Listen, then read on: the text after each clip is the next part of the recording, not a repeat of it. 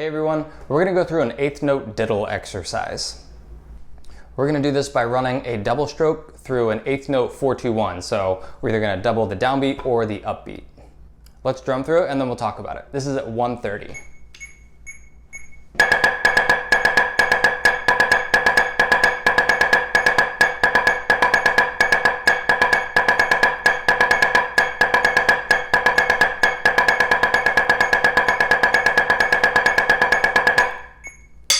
So let's talk about the rhythms and counting this. We're playing eighth notes and 16th notes in this exercise. So our bass is that eighth note, 1 and 2 and 3 and 4 and.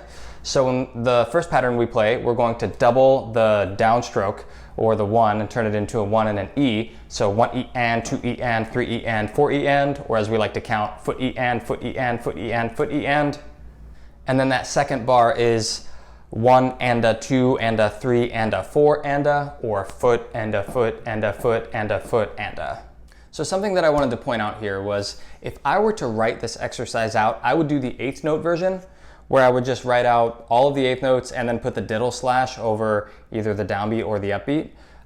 But it would be really beneficial to think about this as the 16th note rhythm that you're playing.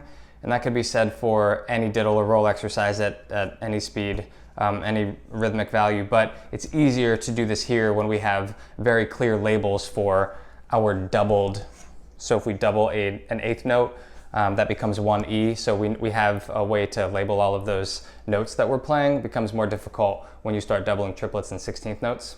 But you always want to think about what rhythm you're playing. And the reason I wanted to point this out is sometimes if we see the diddle slash, we think diddle, and maybe for younger players, they'll go into diddle hand mode and they'll kind of throw the stick down and have a little bit of a weaker second note. But if you think about the rhythms, we can really go 1 E and then point out that, oh, the E is valuable just like the 1. And even though it's arguably the same thing here, we have a different mental emphasis. So think about these 16th notes if you can.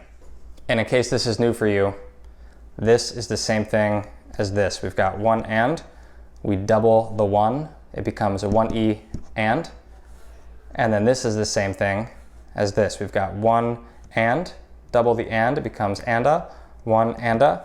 That's how we would write that out. So something else I wanted to point out was in this exercise, we do the 4-2-1 and then I played an additional 2 bars after that, which we don't always do. We normally don't do that in a 4-2-1, but in some instances it does work out well and I've seen a lot of people practice this exercise like that. So it's just kind of a section where you do both of the ideas that you've been working on together. I like to switch up that second bar and play it as inverts. So after the 1 section, we've got this full 2 bars of, and because that's just a lot of double stroke 16th notes, like I said, I'll go second bar inverted. It just is a little bit more interesting and fun to play. Another thing that can be fun to throw in there would be some singles. So, but really, since that's a tag, it's not part of the 4-2-1, it's kind of an extra thing we're throwing on to the end of the exercise.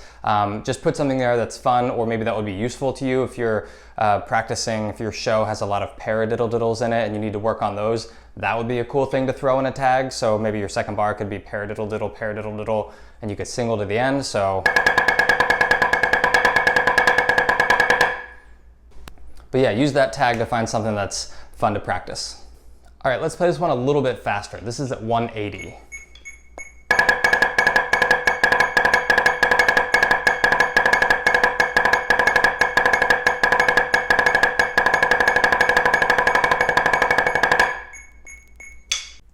All right, let me know if there's anything in particular you guys would like me to go over.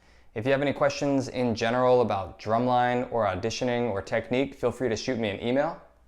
And if you want to hop over to the website, timwoodtheory.com, I'll have all these exercises organized into categories. So if you really just want to hit a double beat or a rolls exercise, something like that, they will be in their separate sections. And I'll have PDFs to these soon. I'll upload them as quickly as I can. All right, hope that helps. Have fun, good luck. See you next time.